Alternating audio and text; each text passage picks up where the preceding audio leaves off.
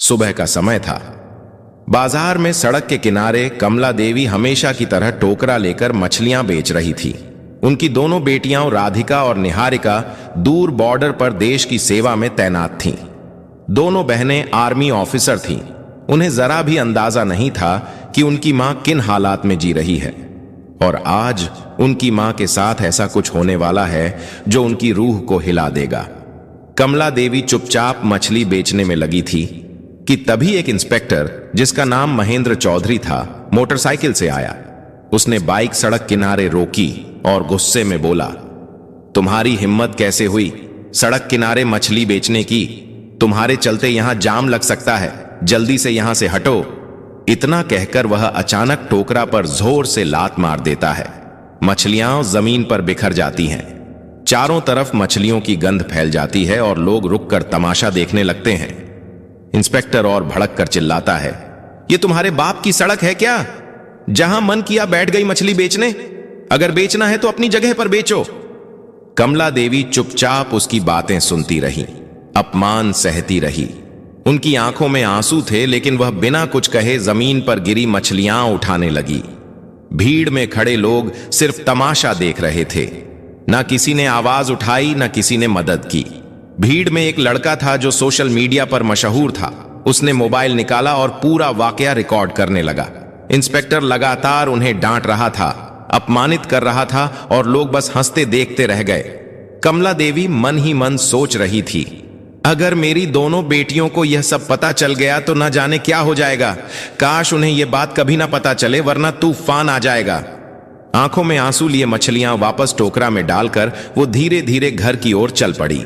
उधर जिस लड़के ने वीडियो बनाया था, उसने घर पहुंचकर उसे सोशल मीडिया पर अपलोड कर दिया।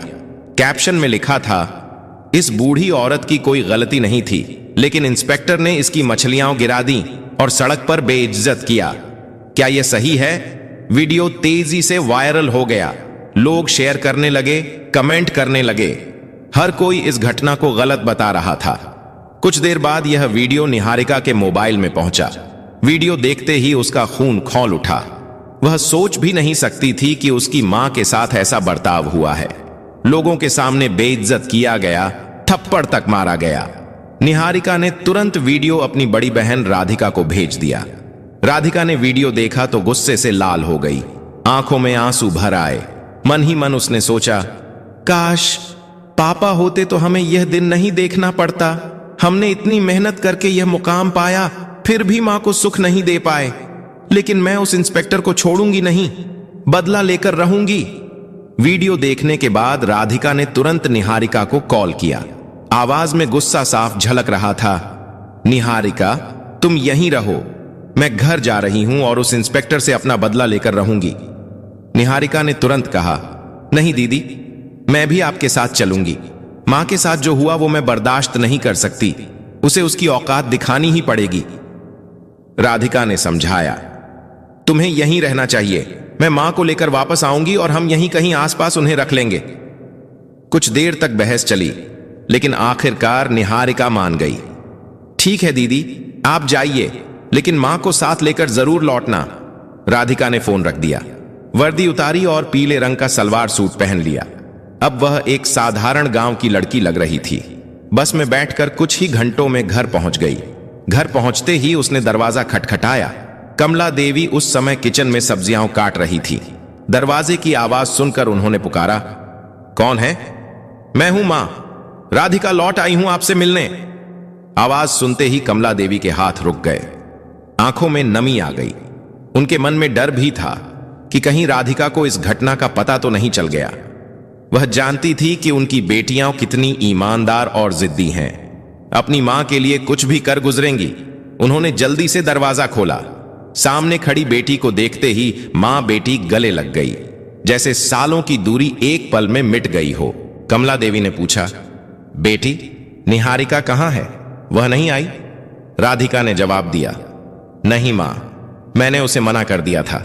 बहुत जिद कर रही थी, लेकिन मैंने साथ नहीं लाया। अच्छा, पहले अंदर तो आओ। राधिका किचन में गई और सब्जियां देखकर बोली, मां आप बैठिए, खाना मैं बना देती हूं। थोड़ी देर में खाना बनकर तैयार हो गया। मां बेटी ने साथ बैठकर खाना खाया और फिर बातें शुरू हुई। राधिका ने सीधा सवाल किया, मां, आपके साथ जो हुआ आपने मुझे क्यों नहीं बताया? यह बहुत गलत है। मैं उस इंस्पेक्टर को सस्पेंड करवा कर ही मानूंगी। उसने कानून के खिलाफ किया है और मैं उसे दिखाऊंगी कि कानून की ताकत क्या होती है। कमला देवी ने डरते डरते कहा, बेटा छोड़ो, पुलिस वाले हैं, क्या हो गया अगर उसने ऐसी बातें कर दी? जाने दो। राधिका ने सख्ती से कहा, नहीं मां, आप चुप रहिए, मैं जानती हूं मुझे क्या करना है। उसने जो किया उसकी सजा उसे जरूर मिलेगी। इतना कहकर राधिका ने लाल रंग की साड़ी पहनी, साधारण गांव की लड़की की तरह तैयार हुई और सीधे थाने की ओर निकल पड़ी। यह वही थाना था जहां इंस्पेक्टर महेंद्र चौधरी तैनात था। थाने पहुंचकर उसने देखा महेंद्र वहां मौजूद नहीं था। केवल 2 हवलदार और एसएचओ राहुल यादव वहां बैठे थे। राधिका सीधे एसएचओ राहुल यादव के पास गई और बोली, मुझे इंस्पेक्टर महेंद्र चौधरी के खिलाफ रिपोर्ट दर्ज करवानी है। उन्होंने मेरी मां के साथ सड़क पर बदतमीजी की, मछलियों की टोकरी गिरा दी, थप्पड़ मारा और लोगों के सामने अपमानित किया। मैं चाहती हूं कि उनके खिलाफ सख्त कार्रवाई हो। राहुल यादव चौंक कर बोला, क्या इंस्पेक्टर महेंद्र चौधरी के खिलाफ रिपोर्ट? और तुम कौन होती हो रिपोर्ट लिखवाने वाली? क्या तुम उस बूढ़ी औरत की बेटी हो? तुम्हें लगता है कि मैं अपने इंस्पेक्टर के खिलाफ रिपोर्ट दर्ज कर लूंगा? उन्होंने कोई गलत नहीं किया, और अगर थप्पड़ मार भी दिया तो क्या हुआ? वह सड़क पर मछली बेच रही थी, गलत तो वही थी। राधिका की आंखों में गुस्सा भड़क उठा। देखिए, हमें कानून मत सिखाइए। हमने कानून पढ़ा है और अच्छी तरह जानते हैं कि इसमें क्या लिखा है। मैं उसी कानून की मदद से उसे सजा दिलवाऊंगी। अगर आपने रिपोर्ट नहीं लिखी तो मैं आपके खिलाफ भी एक्शन लूंगी। राहुल यादव हैरान रह गया। यह साधारण सी गांव की लड़की इतनी आत्मविश्वास से और बिना डरे बात कर रही थी जैसे कोई बड़ी ताकत उसके पीछे हो।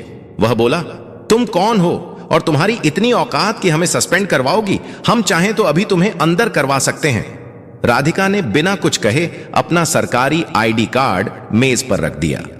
आईडी देखते ही राहुल यादव की आंखें फटी रह गई। घबराते हुए बोला, आप आर्मी ऑफिसर हैं? सॉरी मैडम, बताइए क्या करना होगा? राधिका ने सख्त लहजे में कहा, इस थाने की हालत खराब है। यहां न्याय नाम की कोई चीज नहीं है। सॉरी से कुछ नहीं होगा।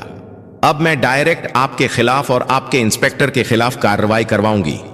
इतना कहते ही थाने का दरवाजा खुला और इंस्पेक्टर महेंद्र चौधरी अंदर आया। लड़की को देखकर उसने हल्की मुस्कान के साथ पूछा, क्या बात है? क्या करने आई हो? वह सीधे राधिका के सामने खड़ा हो गया। राधिका के मन में गुस्से का तूफान था। अगर वह कानून की इज्जत ना करती तो उसी वक्त उसे तमाचा जड़ देती, लेकिन वह कानून की रक्षक थी, इसीलिए सिर्फ बोली, याद रखना, मैं तुम्हें सस्पेंड करवा कर रहूंगी। तुम्हें कानून में रहने का कोई हक नहीं। मेरे शब्द तुम्हारे लिए बहुत भारी पड़ेंगे। इतना कहकर राधिका थाने से निकल गई। अंदर खड़े सिपाही राहुल यादव और खुद इंस्पेक्टर महेंद्र भी सोच में पड़ गए। क्या यह लड़की सच में एक्शन लेगी? राधिका घर लौटी। कुछ देर सोचती रही, फिर एक प्लान दिमाग में आया। अगली सुबह वह सीधे एसपी ऑफिस पहुंची। ऑफिस में एसपी मैडम प्रिया गुप्ता बैठी थी। राधिका ने बिना वक्त गवाए अपना मोबाइल निकाला और उन्हें वायरल वीडियो दिखा दिया।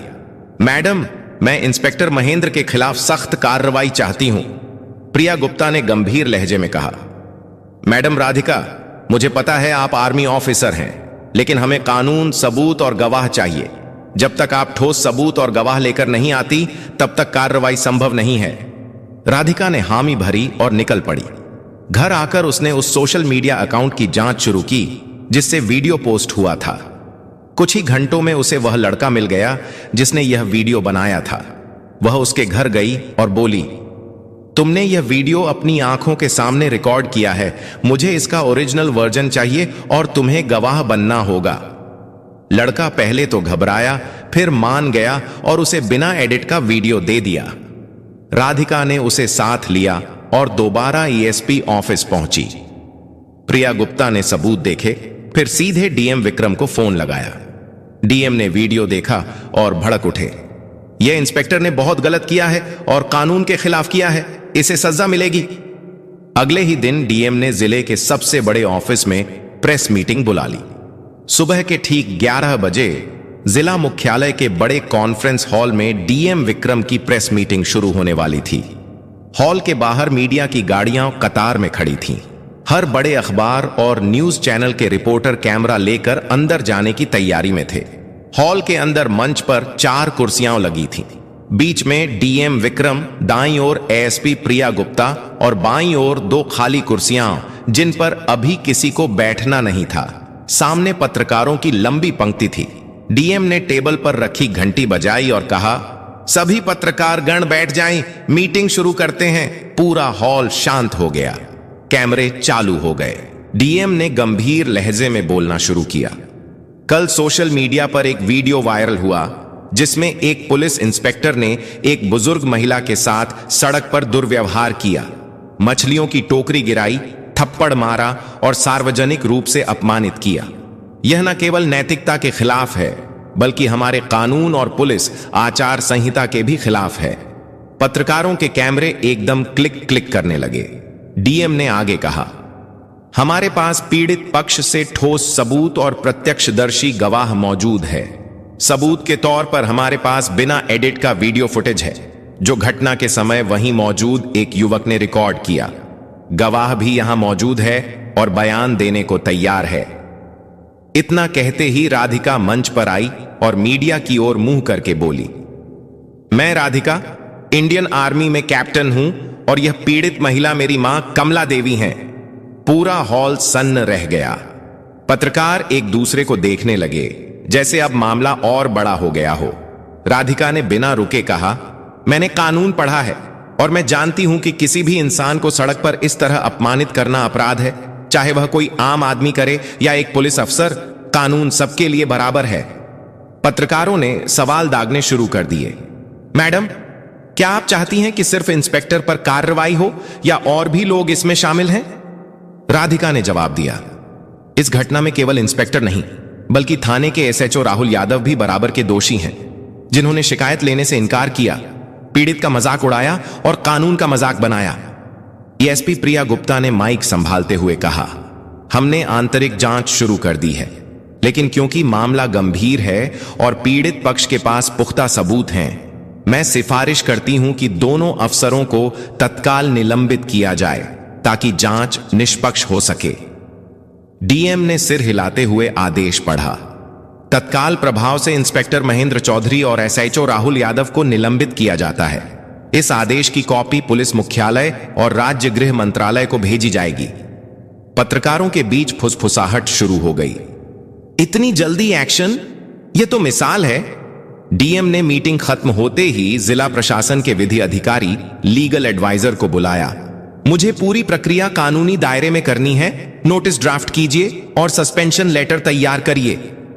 लीगल एडवाइजर ने बताया, सर, पहले हमें चार्जशीट तैयार करनी होगी जिसमें आईपीसी की धाराएं और पुलिस एक्ट के तहत की गई गलतियां लिखी जाएंगी। उसके बाद विभागीय जांच कमेटी गठित होगी, लेकिन निलंबन आदेश तुरंत लागू हो सकता है ताकि आरोपी जांच को प्रभावित न कर सके।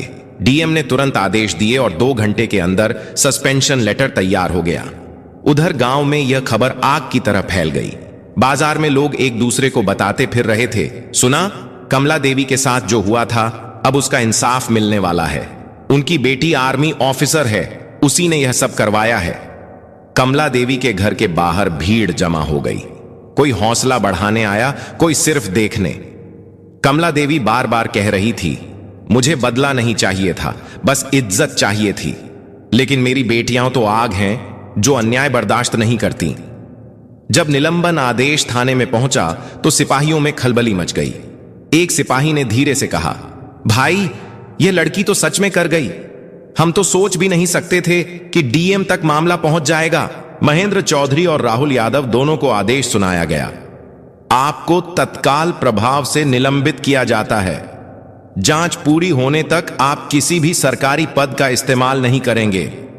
महेंद्र चौधरी ने गुस्से में कागज जमीन पर फेंका, लेकिन राहुल यादव के चेहरे पर साफ डर था।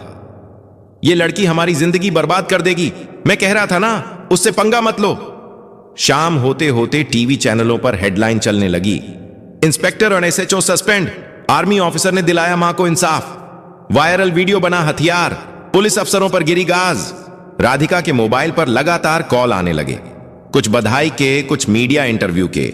लेकिन राधिका सिर्फ इतना कहती, यह सिर्फ मेरी मां का मामला नहीं था, यह उन सबके लिए है जिनके साथ चुपचाप अन्याय होता है। एक हफ्ते बाद विभागीय जांच में सबूत और गवाहों के आधार पर दोनों अफसर दोषी पाए गए। रिपोर्ट में लिखा था, इंस्पेक्टर महेंद्र चौधरी ने पद का दुरुपयोग किया, अनुशासन भंग किया और जनता के साथ अमर्यादित व्यवहार किया। एसएचओ राहुल यादव ने शिकायत दर्ज करने से इनकार कर ड्यूटी की अवहेलना की। राज्य पुलिस मुख्यालय से आदेश आया, दोनों अफसरों को बर्खास्त किया जाता है और उनके खिलाफ आपराधिक मामला दर्ज किया जाएगा। जब यह खबर कमला देवी के घर पहुंची तो राधिका ने बस इतना कहा, मां, यह जीत सिर्फ हमारी नहीं, हर उस इंसान की है जो अन्याय के खिलाफ खड़ा होता है। कमला देवी ने आंसुओं के साथ मुस्कुराकर बेटी को गले लगा लिया। तुमने सिर्फ मेरा ही नहीं, इस गांव का भी सिर ऊंचा कर दिया। दोस्तों, अगर आपको यह वीडियो पसंद आई हो तो इसे लाइक करें, अधिक से अधिक लोगों तक शेयर करें और हमारे चैनल डार्क स्टोरीज दृष्टि को सब्सक्राइब करना ना भूलें, क्योंकि हमारे चैनल पर आपको इसी तरह की ज्ञानवर्धक और रोमांचक वीडियो मिलती रहती हैं।